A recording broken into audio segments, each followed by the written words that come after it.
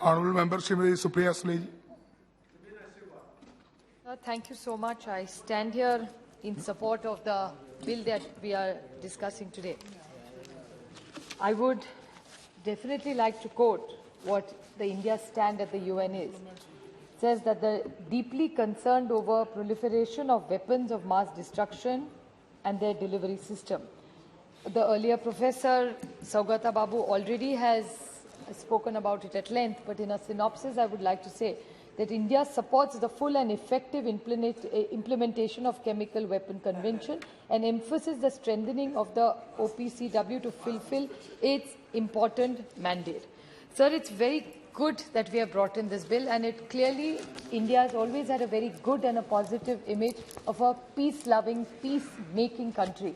So I congratulate the Honourable Minister for bringing in this bill. But I would like to bring to the notice of this House of what he said, that we have come to the new world order, which it is true that the world has changed. And there's a book by Mr. W. Seth Karras. It's called Defining Weapons of Mass Destruction.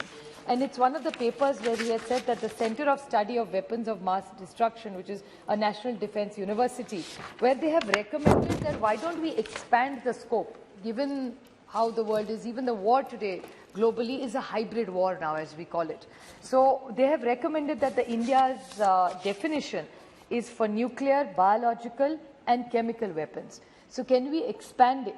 May not be literally in this bill, but maybe in the next few months to come, if you could consider this, is my request to you, is the new challenges because of this new world order is get radiology involved in it, talk about high explosives, talk about weapons of mass destruction or effect, potentially include CBRNE weapons, other means of causing massive disruption such as cyber attacks, electromagnetic attack, munitions. So I think if we could make it, I think we'll really set a very good order and a new precedent in the world that India is very serious and committed. I think that's the only suggestion that I would really like to make. Besides this, I mean, it's in the larger scheme of things, it's a very small example, but I would like to put it on the table, that in Maharashtra recently, there was a small power crisis in Mumbai city for over 3 hours. And people say it was hacking, it was electromagnetic system which collapsed. This could be a very small trial, we don't know. But for a city like Mumbai to have no electricity, we don't know how it stopped, how it collapsed, nothing wrong with the grid. Could have it been an attack? I have no evidence to prove it, but this is how the story begins. So could we consider broadening the definition is the only point I'm trying to make here. Besides this, I would like to talk about, since nobody else has mentioned it, about the zoonotical diseases. It's like the pandemic. There is a story that COVID-19 was an attack which was probably on the globe. So could we have a broader discussion on this is a suggestion I would like to make to the Honourable Minister. What is interesting in this entire debate is I'm so glad that when we got the nuclear agreement, at that time we were sitting on that side, you were in a different role. And there were a lot of objections. I don't want to get into the tutu meme of this because it's a very serious bill, but I'm so glad that the agreement that the Honourable Manmohan Singh ji led at that time to put really India on the global map, today is become a reality, and in the nuclear supply group, we are a very important group. I really want to know from the Honourable Minister that with all this, that is, we are using all the new friendships that you have made in the last few years, I would like to ask the Honourable Minister that why haven't we joined the group as yet, and what are we doing to excel our position? America was very positive about it. There were a lot of nations who have supported India, but there are nations who have objected, like New Zealand, Ireland, Australia, China. They have objected to us. Now, what is our position with such wonderful relations? Because China, I still remember this article and I was too tempted. I hope you indulge me with this and take it on a lighter note of little banter in Parliament sometimes. Because there was a story which I was too tempted to talk about today. It says they talked, they posed, and they left.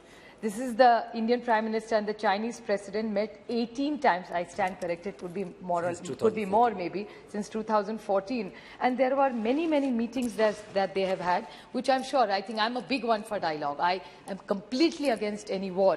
But what has happened to our position, and by having so many meetings, like they talked, they posed, and they left. So what really happened between these three activities when they talked, they posed and left? There must something more substantial should come out of it. So I would like to ask the Honourable Minister where this is. Now, like my colleague Ritesh Pandey talked extensively about the financing of it, I would like to ask the Honourable Minister, it's a very good bill. I think any such thing must be stopped. I think the entire House in one voice supports your bill.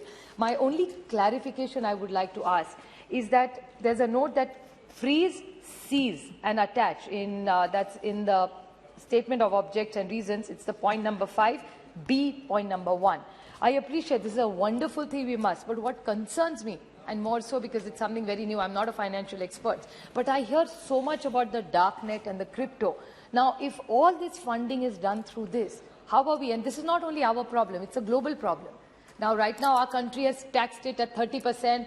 The Honourable RBI Governor, and not just the present Governor, several governors have constantly said that this kind of digital money or transaction, as you called it, right now, it's really, I'm confused because it's not legal is what the government says, but at the same time, it's taxing it, 30% tax. So I mean, there's too much confusion. So does an investor invest in it? Because tomorrow the government will say, "Arey, ye to karna hi nahi tha." And if they are bringing in this into crypto, so it could be an attack here, but somebody could be paying in some other country. So how are we going to seize? How are we going to freeze? How are we going to attach the funds? So this is completely a grey area, which I think we must deliberate. And it's not only about us, it's about a global issue that we need to raise. Sir, another thing that happened was, which obviously was not something which was actually a little embarrassing for us, and I respect the Honourable Defence Minister, who was very, very gracious when about the BrahMos experiment, I would call it. It was a mistake that happened. It was a misfire. I know nobody did it intentionally, but the Honourable Defence Minister was very, very kind enough to come and showed such humility of the Defence Minister to come and say that we will take corrective action and have inquiry, but it was not intended at all. But the Philippines has objected is what comes in the newspaper. I'm quoting all the data that has come with. I have no access to any information. I'm going by what media says. So if the Philippines has shown concern, now these kind of situations happen, then how are we going to control it? So I think let's make it a little more academic also.